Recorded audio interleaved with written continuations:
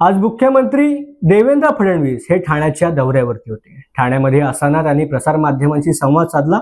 यावेळेला ड्रग्ज प्रकरणामध्ये ज्या पोलीस अधिकाऱ्यांचा किंवा कर्मचाऱ्यांचा थेट संबंध असेल त्यांना त्वरित बडतर्फ केलं जाईल असं त्यांनी सांगितलं आहे। पाहूयात। या परिषदेमध्ये विविध विषयांवर चर्चा झाली। विशेषतः जे 3 नवीन कायदे देशामध्ये तयार झालेले आहेत त्या कायद्यांचं महाराष्ट्रातलं इम्प्लिमेंटेशन या संदर्भातलं एक सादरीकरण झालं।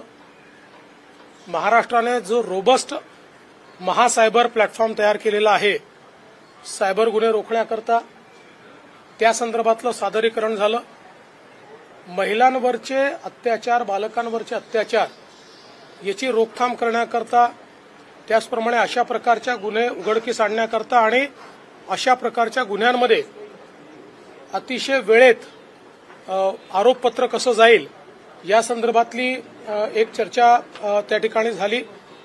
यासोबत ड्रग्सच्या संदर्भात कशा प्रकारची कारवाई चाललेली आहे आणि पुढे कशा प्रकारची कारवाई केली पाहिजे या संदर्भातली देखील चर्चा त्या ठिकाणी झाली।